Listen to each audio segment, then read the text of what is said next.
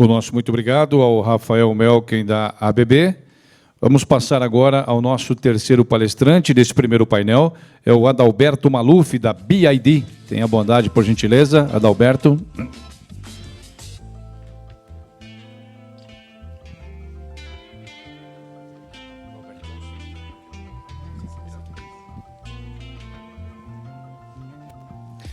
Olá, bom dia a todos. Bem, é sempre um privilégio estar aqui falando um pouco sobre mobilidade elétrica, né? Falar um pouco sobre as revoluções que ocorrem no mundo, em especial aqui no Centro de Tecnologia, né? E em especial pelo fato de estarmos em Curitiba, que é uma cidade que tem um parque produtivo importante, assim como nós lá no interior de São Paulo. E esse setor passa pela maior revolução que pode se pensar na história num setor tão tradicional. E daqui a 20, 30 anos, esse setor certamente será muito diferente. Espero que a gente consiga acompanhar essa mudança, e é sobre isso que eu quero falar um pouquinho hoje. A BYD, eu acho que todo mundo conhece, né? Comentar um pouco da história. Foi fundada por um pesquisador do governo chinês, um dos químicos mais premiados aí do mundo, desenvolveu todas essas químicas modernas de lítio. E a gente saiu lá de fabricante de bateria, depois celulares, toda a revolução do smartphone, depois para fabricar carros híbridos plug-in, ônibus elétricos, tal, até hoje, que a BYD é considerada, né, uma das líderes globais em eletromobilidade. Somos a maior vendedor de veículos elétricos no mundo, híbridos plug-in elétricos, nos últimos 4 anos. Mas, basicamente, o que a BYD é uma empresa de inovação, uma empresa de pesquisa, né? Estamos em todos esses grandes rankings internacionais. E, até hoje, se você for visitar a BYD, lá dos 240 mil funcionários, né, 25 mil pesquisadores, você vai encontrar o nosso fundador, Xiaofu Wang, com a mesma roupinha, né, lá dividido em cores, cada setor, mesma roupinha lá que o pessoal de P&D, e todos os dias ele está lá nos laboratórios pesquisando, né? Uma outra geração. Ele criou a empresa Build Your Dreams, 3 sonhos: gerar energia limpa do sol, bateria para armazenar essa energia e a mobilidade elétrica. Porque ele via a China crescendo há 25 anos atrás com um modelo ainda atrasado, baseado em carvão, com muita poluição urbana. Então, ele viu aquilo como uma oportunidade. Se a gente vai crescer, temos que investir nessas novas tecnologias para ajudar a fazer essa transição. E você vê como o mercado e os consumidores retribuem inovação. Você vê ali a BYD se consolidou ali em 200 mil funcionários, então não teve um crescimento de comprar outras empresas, ou adquirir, simplesmente adicionando produtos, celulares, veículos elétricos, híbridos, e mais recentemente, aí, de 16 bi, fomos para 19 bi de dólares o ano passado. Então, você vê como essas tecnologias estão revolucionando os setores tradicionais, seja energia limpa, seja mobilidade elétrica, né? Então, hoje, a gente trabalha em 5 grandes áreas: tecnologia de informação, bateria, veículos comerciais e leves, né? Na área de tecnologia de informação, não existe a nossa marca, a gente é a maior fornecedora para Samsung, Apple, Motorola, todas essas grandes, também setor automotivo e todas as outras.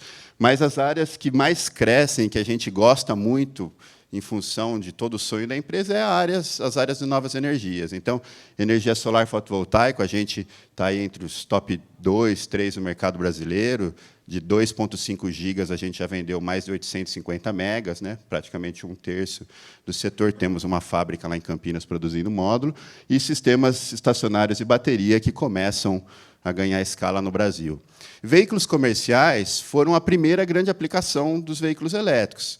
À medida que eu preciso de uma operação que seja relativamente repetitiva, né, para você não ter tantos desafios com a recarga, você precisa de muita quilometragem rodando, porque a bateria se paga com a economia do combustível. Então, foi natural que as primeiras grandes aplicações viessem aí: ônibus, caminhões, grandes operações urbanas, porque você tem ainda a liderança de prefeitos, de governos subnacionais, que, cada vez mais preocupados pelos temas climáticos, poluição, aumento de congestionamento, estão investindo e criando soluções para reduzir a emissão de poluentes nas suas cidades. Então, em função de políticas públicas, e o prefeito consegue gerir o ônibus, o sistema de lixo, né? políticas e logística dentro da cidade. Agora, ele não consegue alterar ou querer definir o que as pessoas vão comprar no seu carro, ou uma moto, ou restringir o acesso do transporte individual. Então, foi muito natural que, nesses primeiros nichos, tenham começado essas aplicações. Você vê, a própria BYD demorou quase 10 anos para vender 20 mil ônibus, 30 mil ônibus, agora, esse ano, a gente entrega 30 mil. Né? É o mesmo crescimento do setor do veículo elétrico, que demorou 10 anos até 2015 para vender 1 milhão de carros elétricos. O ano passado foram vendidos 2. Né? Então, você vê como isso vem crescendo. A gente está falando de uma atuação muito global, as grandes cidades do mundo já têm. E veículo leve, embora não seja o nosso foco, é uma das áreas que a gente investe mais e cresce, assim como o celular e o smartphone foi no passado. É onde o grande público consome, então a gente usa esses recursos para fazer investimento em P&D em outras áreas. E se vocês veem o crescimento dos veículos elétricos puros, também é incrível. A gente saiu de 113 mil, 247 mil ano passado, né? Fechamos de novo como a maior do mundo. Esse ano a previsão é passar de 500 mil de veículos elétricos, somente a BYD. Quer dizer, então, uma empresa na China hoje vai produzir mais nesse ano do que o mundo inteiro consumiu há 4 anos atrás. Então, é uma grande revolução. Cada vez mais a gente vê os veículos com design um pouco mais arrojado, né? Quem conhece as primeiras versões dos veículos elétricos, inclusive aqui o E6, que rodou aqui como táxi, né? Nossa, eles tinham ainda um design mais antigo e tal. Então, agora, pelo menos, os veículos já têm um design mais moderno. A nossa nova geração do Tang, por exemplo, tem 600 km de autonomia.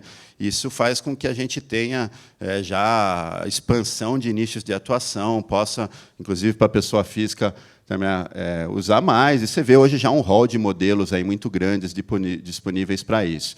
A gente acredita também que cada vez mais outras soluções elétricas vão sobreviver, né? Em especial baseadas em trilhos, VLTs. A gente ganhou já uma licitação grande, uma PPP em Salvador. Vai ser o primeiro monotrilho nosso construído aqui, monotrilhos com baterias, né? Então diminui muito o custo de investimento. E, basicamente, a gente acredita que a gente vai ver essa solução integrada cada vez mais. Empresas e pessoas físicas tendo a possibilidade de gerar sua própria energia, com a geração distribuída, armazenar ela, seja na rede, seja em bateria, e consumir. Quer dizer, hoje, no Brasil inteiro, a gente está falando de paybacks de 3 anos para sistemas solares. E, à medida que você use um veículo elétrico, você vai consumir mais energia. Vai deixar de pagar posto de gasolina, vai aumentar seu consumo de energia. Ali, mas, em geral, um veículo elétrico pode economizar até 90% do custo operacional.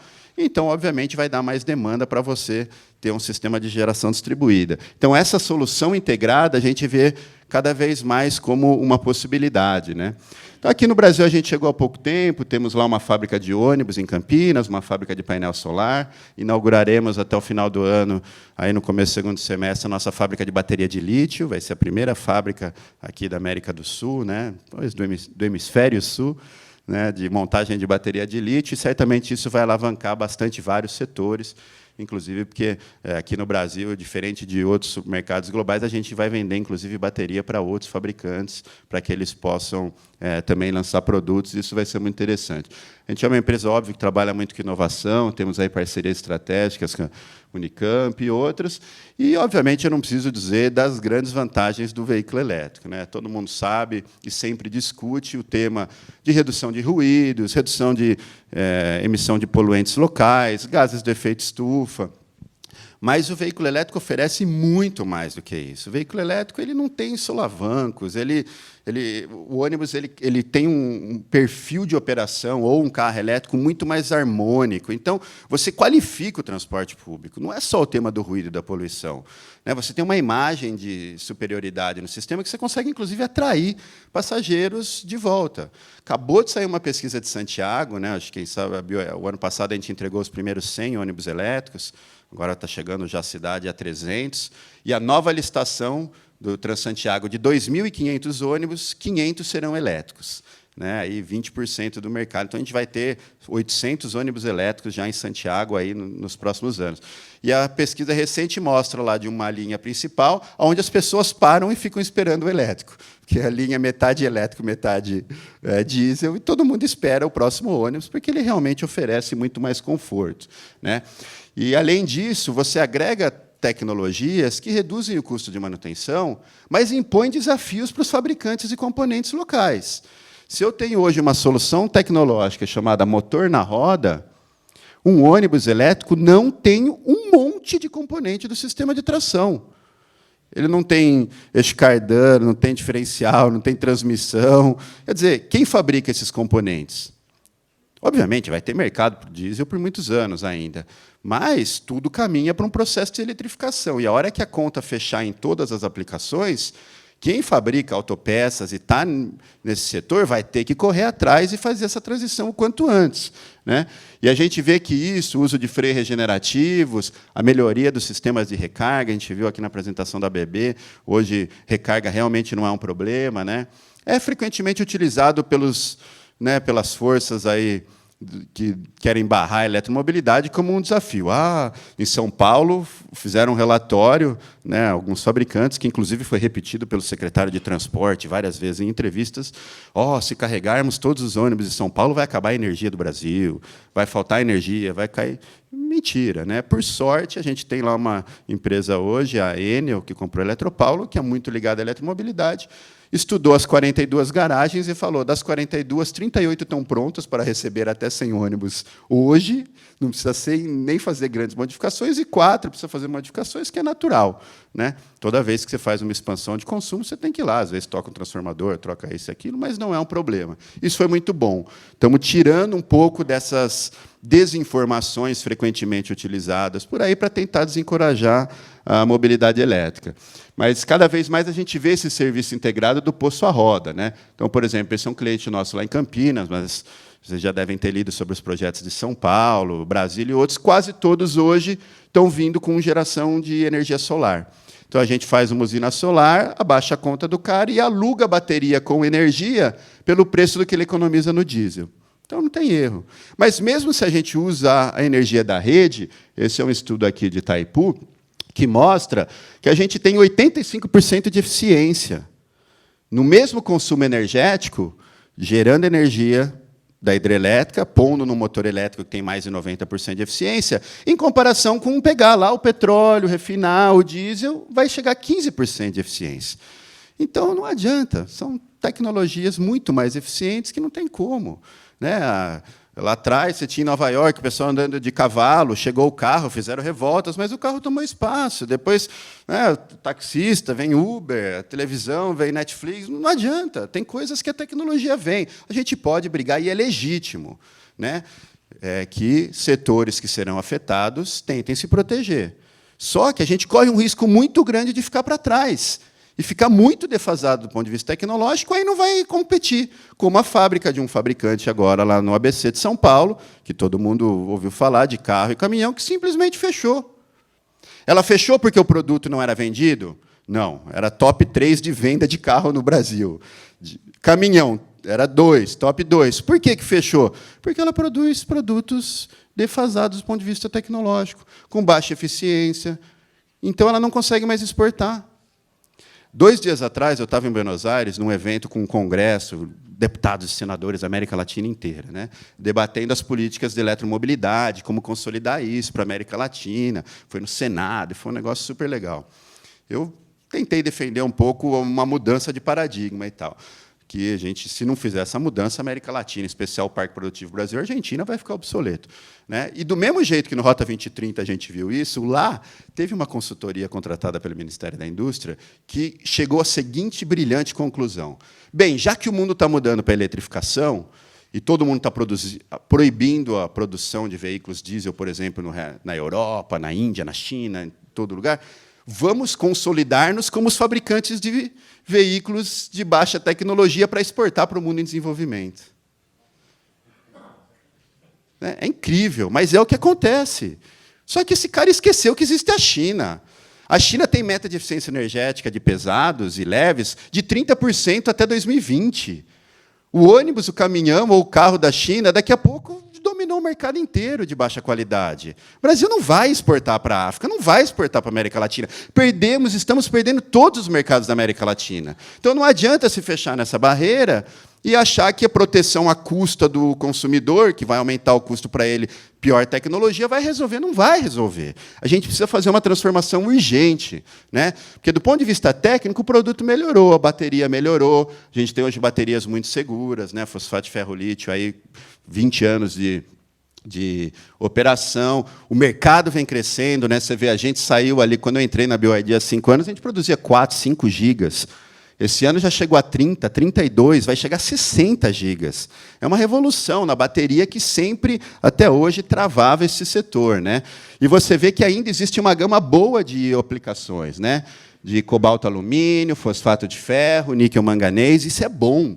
Muita gente grande pondo dinheiro em eletromobilidade, novas químicas, vai revolucionar. Daqui a pouco tem uma bateria nova desenvolvida pelo Raul, pelo pessoal ali com a ajuda do CNPq, que vai revolucionar, né? E, obviamente, é isso, a gente pode ir... E você vê que também existe uma tendência, né, de crescimento do elétrico puro a bateria, de 52% para 66%, uma vez que o mercado chinês subsidia a maior eficiência, quanto melhor performance, então, obviamente, o elétrico puro a bateria vai ganhar. Eu acho que a gente tem que começar, como eu comentei, pelos ônibus, caminhões, porque são menores da frota, 0,01, mas representa 20%, 30%, 40% da emissão de poluentes. Nós, paulistanos, perdemos 3 anos e meio de expectativa de vida em relação a vocês aqui em Curitiba, só em função da quantidade de particulado, de sair da faixa de 15 para a faixa de 30. É uma pena, né? No Brasil, a gente está falando aí de 50 mil mortes, né? 3 milhões de mortes no mundo pela poluição, a segunda maior causa.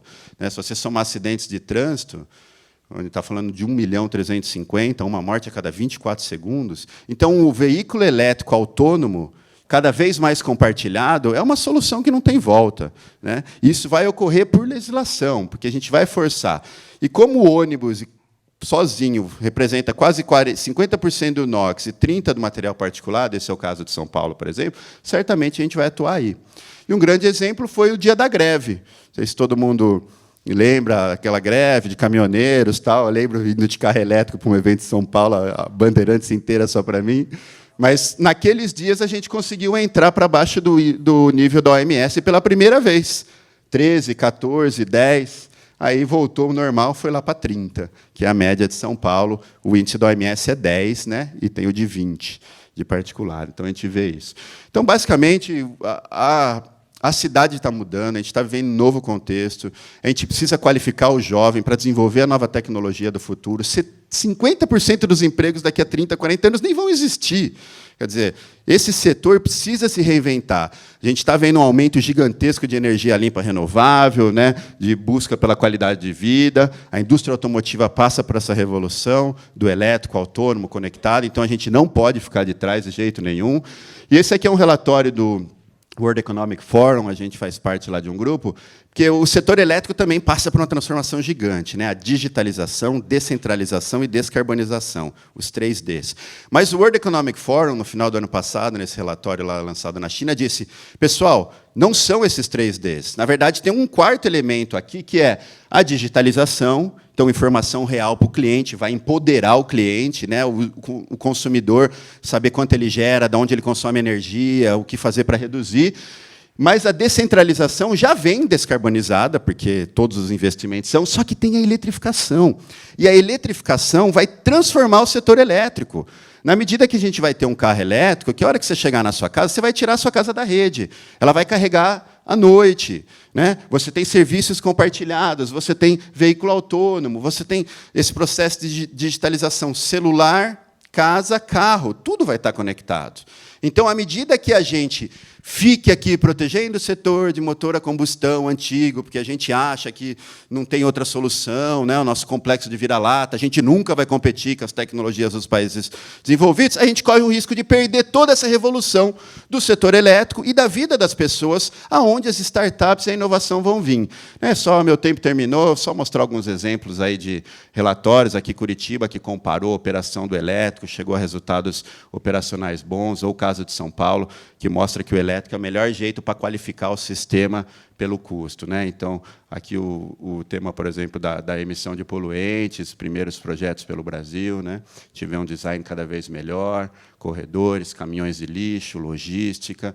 Espero que a gente possa ter cada vez mais aplicações no poder público. A gente já tem cidade, São José dos Campos tem 100% da guarda municipal com carros elétricos, né? Então, essa solução integrada cada vez maior, e a gente vai se perguntar mais da energia. A energia solar é a que mais cresce no mundo. A gente tem muitos projetos aí no Brasil. Você vê ali do lado, fotovoltaica cresceu muito mais do que eólica, do que nuclear. Quer dizer, hoje, a nossa expansão do setor elétrico estão querendo fazer com nuclear e voltar a fazer hidrelétrica, sendo que não tem muito mais espaço. É praticamente a contramão do mundo. Inclusive, solar estava fora do próximo leilão de solar, A-6, né? Porque a desculpa era, bem, solar é muito rápida, então eu não posso contratar para daqui 6 meses.